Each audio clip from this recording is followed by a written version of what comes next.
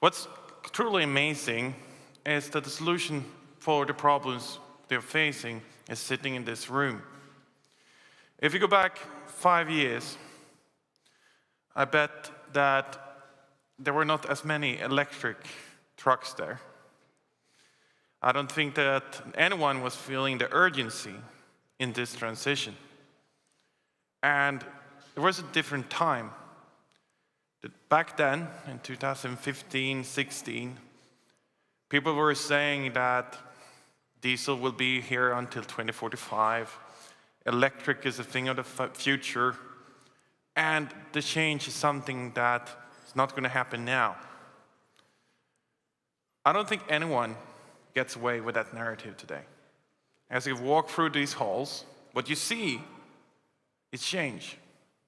And that change is being done by us, by the people in the industry, realizing that this change is happening now.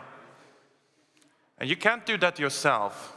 We need to do that jointly and challenging what is and driving this change.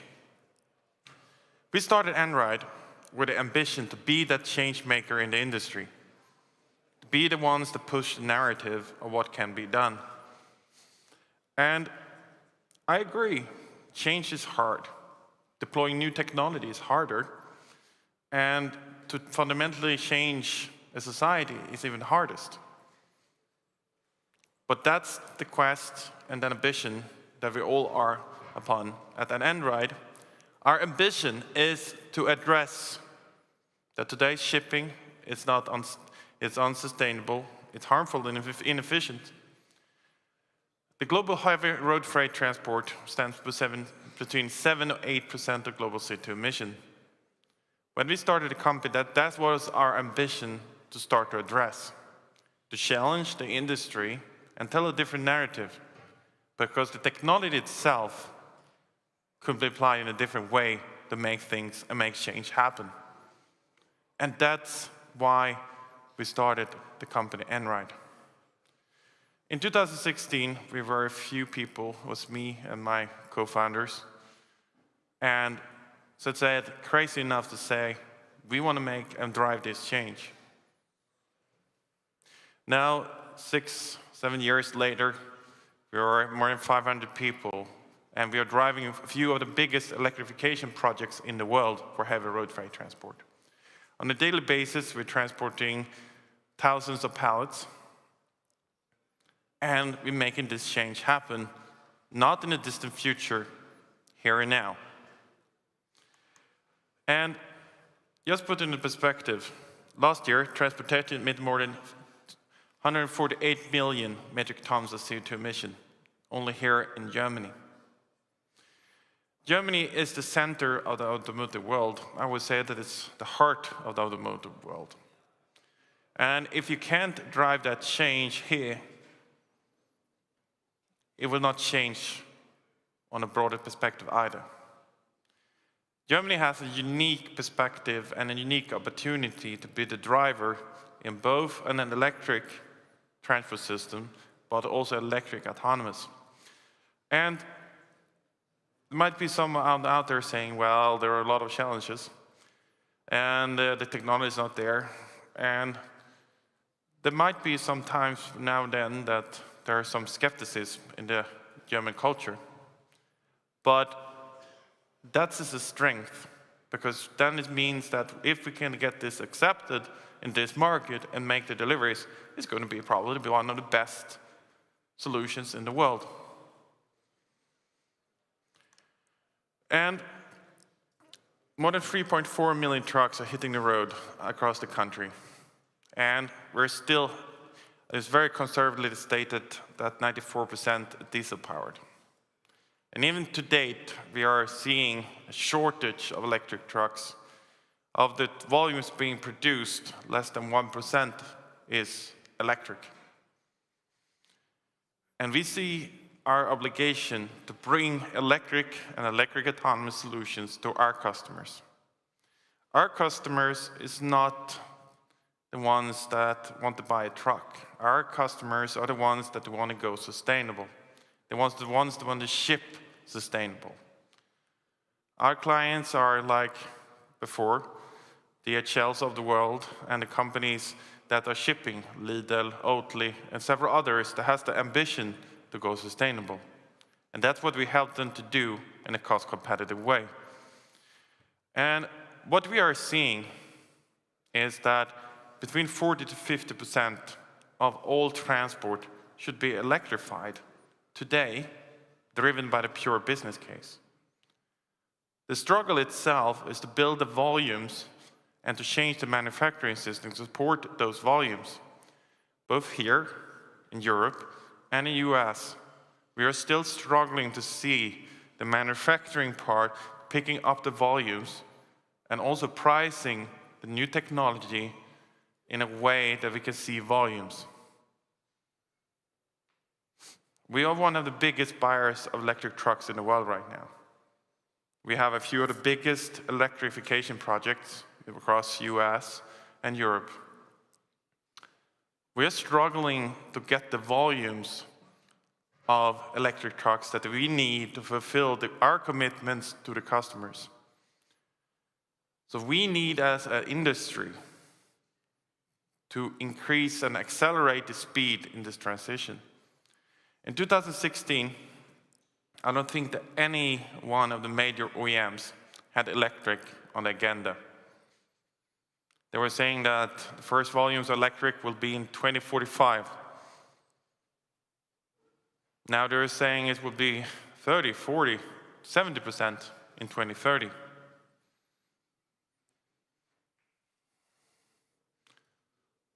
That would be great if that happens.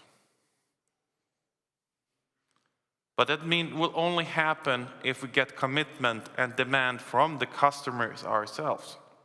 And that's what we're working with, to build a future of freight mobility. We don't see it as one truck. What we are creating is a solution for a long haul. It's a solution for the overall productivity of the transport system. We don't see it as a standalone system. You need to have a solution provider with a vertical integration between the customer's needs, the geographic challenges, and the drivetrains and the battery management systems in technology itself. And we've been doing this for quite a few years now, and we are scaling. And scaling electric vehicles is hard. If you're familiar with the optimization challenge and the scheduling challenge that they have in the aviation industry, just imagine the challenge when you will have thousands of trucks out there that need to be routed, that need to be planned. That's going to be quite a challenge. In Sweden, we are studying real volumes of electric cars picking up. And every winter, from Stockholm all the way up to the mountains, people take their electric trucks or cars and drive from Stockholm up to the mountains with their electric cars. The challenge with that is the halfway someone needs to charge. Can you guess what happens then? Suddenly there's a long line of people waiting to get that charging done. And you have your family in the back that are very anxious to get to the mountains. That's a very frustrating situation. But just imagine what happens when that's applied to the trucking industry. Suddenly you have 1,000 trucks waiting at a certain point due to some reason. That's going to be a real challenge. And that's what we are addressing with Einride, because you need to take this as a complete solution and bring in this technology together. And this is nothing that's happening in the far future. This is something that we are live with and operating on a daily basis. And I know that we said that autonomous is a thing of the future as well. Well, I'm very proud to be actually saying that it's not a thing of the future, it's something that happened now. If you come by our booth later, you're going to see that we have one of the pods there. We've been doing this, transporting goods, literally since 2019. But it takes time, and it's a lot of challenges and need to be gradually accepted. And that's what we are doing, because autonomous technology will not happen with a magic bullet. The first time I discussed autonomous technology was back in 2009, when I was at Stanford, and when the right time is, I'd like to have a beer or two and discuss philosophy and hard technology challenges. And that's what we were doing at Stanford. We're discussing how autonomous could be adopted. And the people that later became the Google self-driving team, they said it's like, there's going to be a magical AI and suddenly every truck and car will be autonomous. And I was saying, well, that's not how technology is adopted. None in operations. Because doing operations is hard. Just like they said before here for DHL, you need to have an operational ability. You need to have solution for what happens if something misfunctions. Because you have to have that, you can't break the SLA. So you need to have a robust, agile solution that you can build a new type of backbone of the economy, an autonomous electric transport system. But you can't do that everywhere from day one. That's why we take in an approach to day by day, increasing the ability, learning from the operations, doing more and more complex routings. In 2019, we started on a small stretch of road, together with DB Schenker, transporting from one warehouse to another warehouse. We learned a lot from that. Well, did we have a lot of challenges left? Hell yeah. But we kept learning and kept growing. And right now, we're doing a lot of major installations around the world. My favorite is one we see here, is together with GE Appliances in a small place called Louisville, Kentucky. And hopefully, we will soon have that Kentucky is not only famous for the whiskey, but also that they have a high presence of autonomous trucks. And I have something that very few people have, but we were actually in May the first one to get a permit to go on public road in the US with an autonomous vehicle without a driver in the vehicle. So we have the first license plate for a pure autonomous vehicle in the US. And that's something I'm going to tell my grandchildren one day, that we were part of driving this change and making this change happen. This is doable. And our ambition is to start these kind of installations in Germany as well. And we are taking on the challenge of answering all the tough questions. But we're going to make that happen. And if there is something that truly inspires me, it's the skepsis.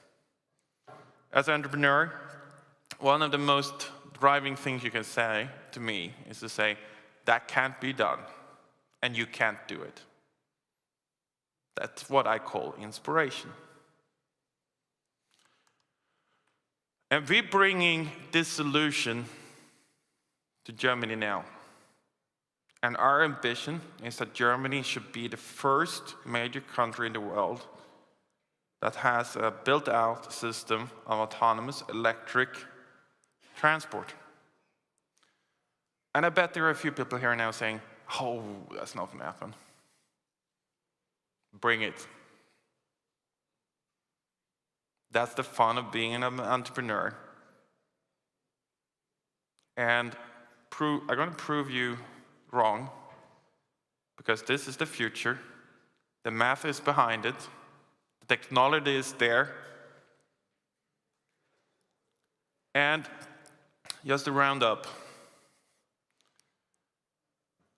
I'm born and raised in a small farm very close to the Norwegian border. In that region, you're not supposed to grow anything. My grandfather spent his entire life literally carrying stones from that God-forgiven place trying to make a living for himself. We should never forget the struggle of the generations before to create something better, because that's the fight we have ahead of us now. I always say that the best days of mankind is ahead of us, but it will not be done with a lot of hard work and a lot of challenges. But foremost, the future is what we decided to be. And our ambition is to create something better. And I truly believe we can create something better that's autonomous, electric, and digital. Thank you, and good luck, and please join me on this journey.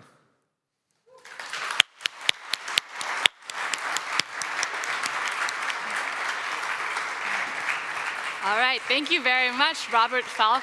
It's an optimistic message this morning. I appreciate it. We are going to take a very short break. We will be back at 11 o'clock with a carbon neutrality panel. If you're joining us in the live stream, we'll see you then. Guys, I hope you'll stick around, have a coffee, and I'll see you soon.